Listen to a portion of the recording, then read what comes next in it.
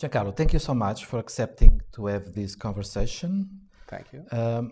How do you call your model? You call it dialogical self-theory and metacognitive interpersonal therapy for personality disorders. Is this correct? Yeah, actually it is metacognitive interpersonal therapy for personality disorder, and dialogical self-theory is one of the key influences I had over the years, which led to the final or the actual version of the model. Yes, you say you were raised as a Kellyan therapist. I did in the early 90s.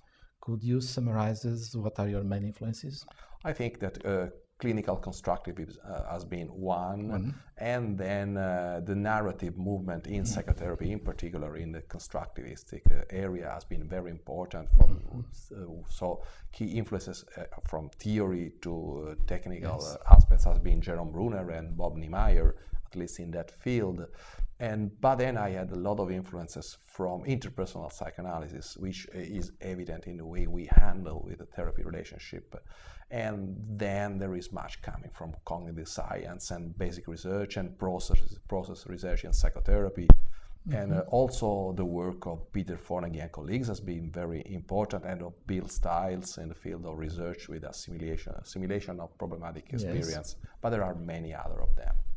It is somehow a model that utilizes the narrative markers and narrative processes. It is absolutely a narrative model, and in particular, one of the key features of our model that it's all based on an accurate and detailed recollection of autobiographical episodes, on autobiographical memories. We don't do really anything unless we are able to collect together with the patient some very specific place in space and time narratives, and that is the basis of the assessment of the search for mental states and on all of the processes you try to accomplish in order to achieve change. I see. And what are the distinctive features of your model compared to other models that address these kind of disorders, like Marshall Linehan's dialectical behavioral therapy, or Peter Fonagy's the mentalization-based training?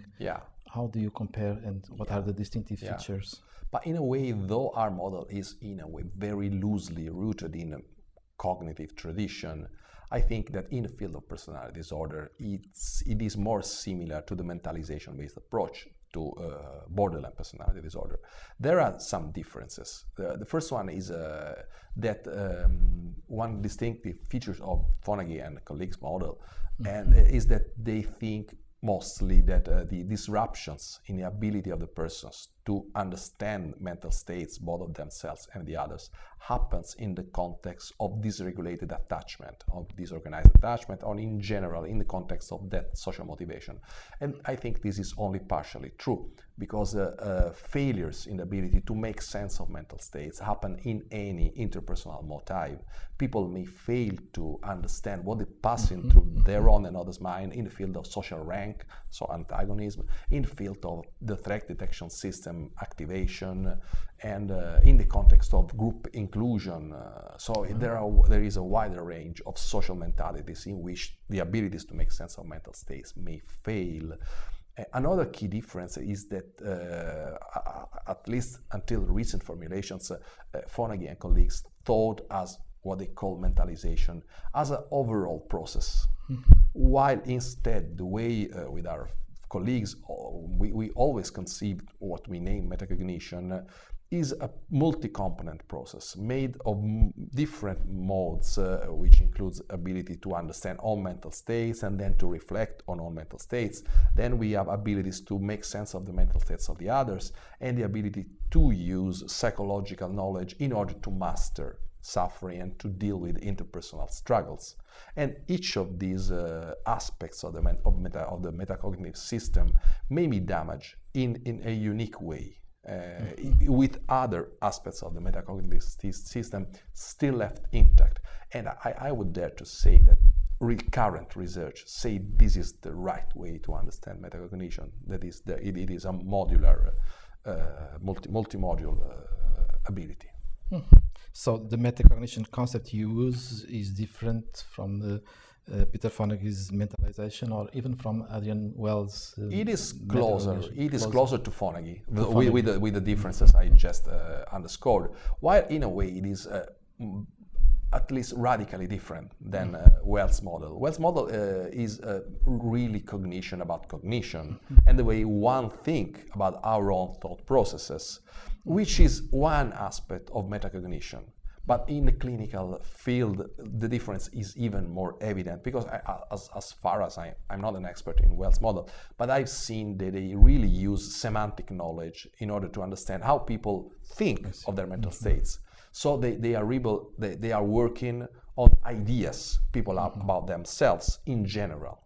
They make comment about their general attitudes, while we are always focused in thinking about mental states as happening in the context of life narratives and interpersonal encounters. So metacognition is something that happens in the context of interacting with others and of experience the presence of the others while exchanging something that is relevant. Makes sense. Yes. Yeah.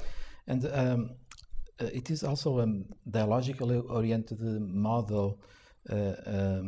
You open up indeed to the multiplicity of the self as a core concept for your work. Yeah. Can you give us some details on the importance of it? We think, of course, this is shared with many other theories like Bill Stiles of Bob Dimaggio, or it is part of the dialogical self. Of also, my friend Paul Eisecker always conceived the self in the same way. Basically, we think that the self is something that is a loose organization of different aspects, each with its own attributional style and way of meaning making of the events. So each personality disorder patient may see the world from a different array of perspectives. And so the way one makes sense of the world changes when you are in a specific position or in another position. And one of the features of therapy is somewhat to bring coherence to the model. And the dialogical aspect is that you are constantly negotiating meaning or in an actual dialogue between yourself and the other, but also in your mind.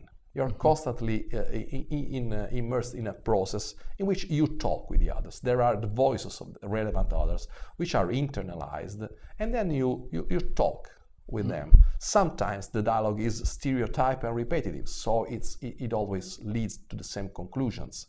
Sometimes it's open-ended, and so it's open to innovation. So as new voices are introduced, for example, the therapist voice, and then new meanings can be created. Okay. Can you talk a little more about the intervention treatment procedure? I've noticed that you work a lot in the therapeutic alliance. It's always important in any work, but particularly with this kind of population, the personality disorders. Why is it so important for in your work with personality disorders, the therapeutic alliance? And also, if you want to give us some more details about the treatment procedure, how complex it is. It is complex in many, many ways. And in a way, it's partially we focus on therapeutic alliance, but in general, we focus on the therapy relationship, which has been named transference and countertransference. But therapy relationship is a broader term that you can use. And a key source of inspiration is the work of Jeremy Safran and Christopher Miran. Yes. They have absolutely written a beautiful guide in order to handle with these problems. Therapy alliance is, of uttermost importance in dealing with any kind of population, but personality disorder in particular for many, many ways. In a way, it is a precious source of information. You get understanding of what is passing through the patient's mind from the way it relates to you as a therapist. And then the way you feel and sense the patient is another possible source of information. Then it is a source of shared reflection. What is passing between two of us? Something is not working. So you as a therapist take your own responsibility for both the good part of the process, but also for things that are not working. And then you engage the patient in a process of shared meta-reflection and meta-communication in order to detect something that is not working, a rupture in a therapeutic alliance, and with a constant attention to repair them. You do both implicitly, so you covertly detect very early, for example, that you are about to act in a way that will reinforce negative cycles. And so you stop yourself and try to do something different. Or it is explicit. Something is not going well between the two of us. So have I did something the way I talk, this question, my intervention, how did you feel toward me? So we are constantly engaged ourselves in a process of self-reflection about our contribution to the procedure, and we constantly ask the patient to tell us how they feel toward us. And this is very helpful. Sometimes it's a key factor fostering good therapeutic process in personality disorders. Do you want to underline any other aspect of this of the treatment procedure? If you want to underline another one. Well, I think that there is so one is therapeutic alliance. Another is a constant attention to dismantling the semantic way of making meaning of events. So the hypercognitive aspect, in a way, which is less interesting to a certain extent, because we are interested in the narrative construction of the events. So what we do from the very first few moments of the first assessment session to the very last minutes of a successful therapy, which may have lasted for years, and we are very happy, and the patient is very happy about the process, but we constantly struggle to elicit specific episodes. So one quick key question is, can you give me an example of a situation in which the overall process you just described were evident? So we seek for specific space and time markers and of events in which the person is interacting with someone in the context of doing something that is relevant.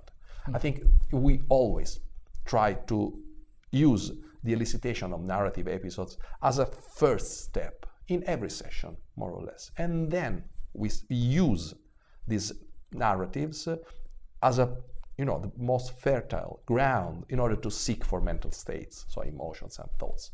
So I think this is one very distinctive feature of our model. So you are looking for mental states. I'm looking for mental states as happened in the here and now in the therapy relationship and in the there and then of that specific episode. For example, one question, I joked about that in the seminar, we forbid our trainees and our therapists to ask why you thought that and why you did that. But in that moment, what were your thoughts and emotions that led you to react that way or to follow a certain course of action?